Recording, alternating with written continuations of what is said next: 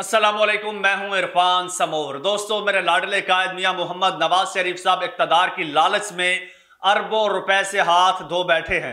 मेरे लाडले कायद को अरबों रुपए का चूना लगा दिया गया है और हाथ भी कुछ नहीं आया। ना मेरे लाडले कायद को वजारत उज़्मा मिली, ना वजारत आला मिली और ना ही इक़्तिदार में हिस्सा मिला, ना ही कुछ बचा। आज आके बचा है तो वो लंदन की टिकटें बची हैं और जहाज की सीटें बची हैं, वरना जो मेरे लाडले कायद ने सीटें हथियाने की कोशिश की थी वो सीटें अब एक एक करके वापस होना शुरू हो चुकी हैं और एंड पे मेरे लाडले कायद के पास बचती हैं कुल मिलाकर 15 सीटें। 15 सीटों पे तो वो अपना एक मेयर भी मुंतखब नहीं करवा सकते और वो वजीर आजम बनने जा रहे थे। दोस्तों, बहुत बुरी हुई है मेरे लाडले कायद के साथ। मैं आज अपने लाडले कायद के साथ इज़हार अफसोस भी करूंगा और आपको इसकी तफसील भी बताऊंगा, लेकिन उससे पहले एक और बात बहुत ज़रूरी आपके साथ शेयर करना चाहता हूं। वो ये है कि मीडिया इस वक्त जो है वो मुकम्मल तौर पर प्रोपेगेंडा मशीन बना हुआ है, आलाकार बना हुआ है, बिक चुका है और मेरे लाडले कायद को दुनिया का अजीम तरीन और मजबूत तरीन लीडर बना के पेश कर रहा है। दूसरी जानिब मुसलसल वारदातें हो रही हैं। अल्हम्दुलिल्लाह बहुत सी वारदातों से पर्दा उठा चुका हूं, आपके साथ शेयर कर चुका हूं और आज फिर एक बहुत बड़ी वारदात आपके साथ शेयर करने जा रहा हूं। बड़ी बारीक वारदात, वो भी आपके साथ शेयर करूंगा और आपका अगर साथ रहा तो इंशाल्लाह ये सिलसिला जारी रहेगा और हम ये वारदातें जो है वो इसी तरह से बेनकाब करते रहेंगे। उससे पहले आपको एक बहुत बड़ी मुबारकबाद दूंगा, वो ये कि आपके ताउन से, आपके सपोर्ट से अल्हम्दुलिल्लाह आज हमारे 2 लाख सब्सक्राइबर्स कंप्लीट हो चुके हैं। Congratulations to all of you. मेरे तमाम व्यूअर्स को इसकी मुबारकबाद हो, क्योंकि इस मुबारकबाद के, इस अचीवमेंट के असल हकदार आप हैं। दोस्तों, अब बात कर लेते हैं मेरे लाडले कायद की। मेरे लाडले कायद के साथ जो हुआ है ना, वो खुदा किसी दुश्मन के साथ भी ना करे। मुझे अपने लाडले कायद के साथ मुकम्मल हमदर्दी है और सबसे पहले तो मैं अपने लाडले कायद के साथ इज़हार अफसोस करना चाहता हूं, क्योंकि मैंने अपने लाडले कायद को बता दिया था, मशवरा दिया था 21 अक्टूबर 2023 को कि मेरे लाडले कायद आपके साथ जो है धोखा हो रहा है, आपको हनी ट्रैप किया जा रहा है, आप बचिएगा। आपने उल्टा पैसा लुटाना शुरू कर दिया।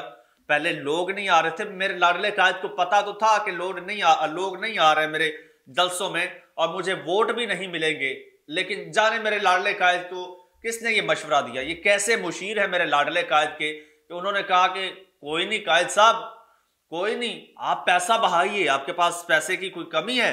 तो अब मेरे लाडले कायद ने फिर जेब हल्की की और मसला ही कोई नहीं, एंड पे जो रिजल्ट देना है वो तो आरओ ने देना है ना, और कोई नहीं, आरओ की मुट्ठी गर्म कर देते हैं, जेब गर्म कर देते हैं, अपनी मर्जी का रिजल्ट दे देगा और फिर साड़ी ते गल हो गई है।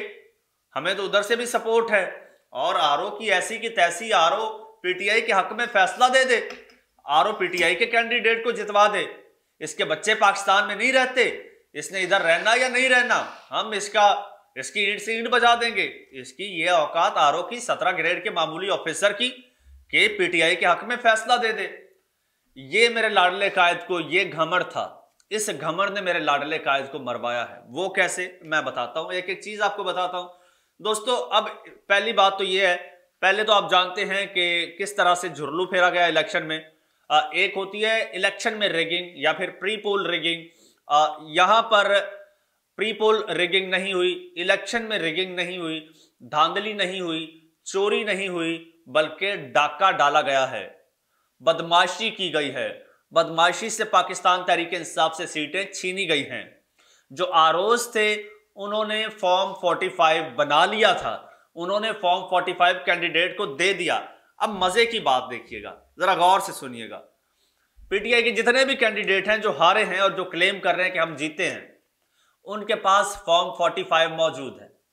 अगर धांधली मकसूद होती, अगर आरोज मिले हुए होते, तो क्या फॉर्म 45 जो है वो पाकिस्तान तहरीक इंसाफ के लोगों को मिलता, वो जमात इस्लामी के लोगों को मिलता? बिल्कुल नहीं मिलता। यहां पर मेरे लाडले कायद के साथ गेम हुई है। वो किस तरह से हुजूर, हुआ कुछ यूं है कि पाकिस्तान तहरीक इंसाफ के लोग जीते, जब जीते मेरे लाडले कायद हार रहे थे।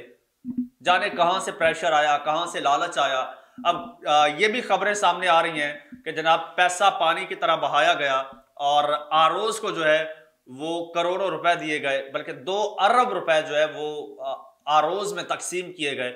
एक एक आरओ को काफी सारा माल दिया गया कि आपने रिजल्ट चेंज करना है। कुछ आरओज बिक भी गए, कुछ नहीं बिके, कुछ बड़े बाज़मीर थे लेकिन उन्होंने पैसे पकड़ लिए। जो बाज़मीर थे उन्होंने भी पैसे पकड़ लिए। वजह क्या है? वजह यह है जो पैसे नहीं पकड़ता था उस पर तशद्दुद होता था, उससे प्रेशराइज किया जाता था, ब्लैकमेल किया जाता था। आपने देखा कई आरओज ने इस्तीफा भी दिया, कई आरओज ने रिजल्ट तब्दील करने से इनकार कर दिया, उन्हें रिजाइन भी करना पड़ा। उनकी जगह पर नए आरओज तैनात किए गए। अच्छा, नए आरओज ने भी फिर जाहिर सी बात है नौकर की ते नखरा की करना तो है ना। प्रेशर बहुत ज्यादा था, एक प्रेशर ऊपर से फिर पैसे का लालच, प्रेशर, 2 चीजें। ठीक है, अच्छा जब 2 चीजें, तो आरओज ने क्या किया है? आरओज ने जनाब रिजल्ट तो दे दिया है लेकिन रिजल्ट में ऐसे फ्लॉ छोड़ दिए हैं, ऐसी कानूनी गलतियां छोड़ दी हैं और फिर बता भी दिया कैंडिडेट्स को। जब पाकिस्तान तहरीक इंसाफ के कैंडिडेट्स अब जा रहे हैं ना आरओज के पास, आरओज पता क्या कहते हैं? आरओज कहते हैं कि रिजल्ट रोक लिया है या फिर नून लीग के हक में दे दिया फैसला। अब कैंडिडेट जाता है, वो कहता है कि जी ये तो मेरी सीट है, जीती हुई सीट है, आपने उधर क्यों दी है? मेरे पास फॉर्म 45 मौजूद है। वो कहता है यार प्रेशर बहुत ज्यादा है मुझ पे, आप ऐसा करो कि अगर आप नून लीग की तरफ आते हो तो आपको सीट वापस मिल जाएगी। अगर आप नून लीग की तरफ आते हो तो आपको सीट वापस मिल जाएगी, लेकिन अगर पीटीआई की तरफ हो तो आपको सीट वापस नहीं मिलेगी। हम पे बहुत प्रेशर है, हम कुछ नहीं कर सकते। हाँ लेकिन एक है हमने पैसे तो पकड़ लिए हैं लेकिन हमने जमीर का सौदा नहीं किया। मजबूरी में हमने आपके खिलाफ फैसला तो दे दिया है लेकिन जनाब आपको भी फॉर्म 45 दे दिया है। चाहे जीत भी गए हैं, अल्टीमेटली फैसला तो फॉर्म 45 पे होना है। फॉर्म 45 आपके पास मौजूद है, आप जाइए अदालतों में चैलेंज कीजिए। आप चैलेंज करेंगे तो आपको सीट मिल जाएगी। और पाकिस्तान तहरीक इंसाफ के लोग जो हैं वो चैलेंज कर चुके हैं। इवन अब इसमें एक प्रोग्रेस भी हुई है, वो ये है कि ये हैं जी पाकिस्तान तहरीक इंसाफ के NA 58 चकवाल के मेंबर हैं और ये कैंडिडेट हैं, अयाज अमीर इनका नाम है, बड़े सीनियर साफी हैं, नामवर, आप सब जानते होंगे। और उन्होंने जो है उन्होंने इलेक्शन कमीशन में दरख्वास्त दी है कि ये हुआ है सीन। अब इलेक्शन कमीशन ने आरओ को तलब कर लिया है फॉर्म 45 समेत। और इलेक्शन कमीशन ने डू यू नो क्या कहा है? इलेक्शन कमीशन ने कहा है कि अगर फॉर्म 40 हम आरओ को तलब कर रहे हैं और अगर फॉर्म 45 पे के मुताबिक आप जीत चुके हैं, ठीक है, और अगर आप 45 के मुताबिक जीत चुके हैं तो हम आपको सीट दे देंगे। खबर पूरी पढ़ के सुना देता हूं जी। इलेक्शन कमीशन में NA चकवाल से 58 चकवाल से आजाद उम्मीदवार अयाज अमीर की दरखास्त पर समाअत हुई है और वकील अयाज अमीर ने कमीशन को बताया कि हमारे पास जो फॉर्म 45 हैं उनके मुताबिक हम जीत चुके हैं। फॉर्म 45 के मुताबिक तमाम पोलिंग स्टेशंस का रिजल्ट जमा करवा दिया गया है। ठीक, मेंबर कमीशन ने कहा कि आपका मुतालबा है, आरओ ने फॉर्म 47 फॉर्म 45 के मुताबिक तैयार नहीं किया। ठीक है, अच्छा, जब फॉर्म 47 तैयार हो रहा था तब भी आरओ ने आपको आगाह नहीं किया। ठीक है, वकील अयाज अमीर ने कहा कि जी बिल्कुल ऐसा ही हुआ है। इलेक्शन कमीशन ने आरओ NA 58 चकवाल को नोटिस जारी कर दिया है अब। ठीक है, और मेंबर कमीशन ने कहा है कि आरओ का जवाब आ जाए फिर आपको देखते हैं। और उन्होंने ये कहा है कि अगर वाकई ही फॉर्म 47 जो है वो अकॉर्डिंग टू फॉर्म 45 नहीं है तो हम फैसला फॉर्म 45 के मुताबिक देंगे। 45 के मुताबिक का मतलब यह है कि उसमें पाकिस्तान तहरीक इंसाफ का कैंडिडेट जीत रहा है। जब एक फॉर्म 45 पे फैसला आएगा तो फिर दर्जनों फॉर्म 45 के पे वही फैसले आएंगे। फिर पाकिस्तान तहरीक इंसाफ अपनी 188 या 89 या 60 या 70 जो भी क्लेम कर रही है वो सीटें सिक्योर करने में कामयाब हो जाएगी। और मेरे लाडले कायद के पास इस वक्त जो 60-70 सीटें बता रहे हैं ये सारी मेरे लाडले कायद को वापस करनी पड़ेगी और फिर मेरे लाडले कायद के पास कुल मिला के 15 सीटें बनती हैं जिन पर मेरिट पर उनको विक्ट्री हासिल हुई है। फिर मेरे लाडले कायद की सीट भी वापस जाएगी, फिर मेरे लाडली कायद की लाडली बेटी की सीट भी वापस जाएगी। किन किन लोगों की सीटें वापस जाएंगी वो तो मैं उस पर एक एक्सक्लूसिव वीलॉग बनाएंगे इंशाल्लाह, उसमें डिस्कस करेंगे, क्योंकि वो भी बड़ी इंटरेस्टिंग डिटेल है।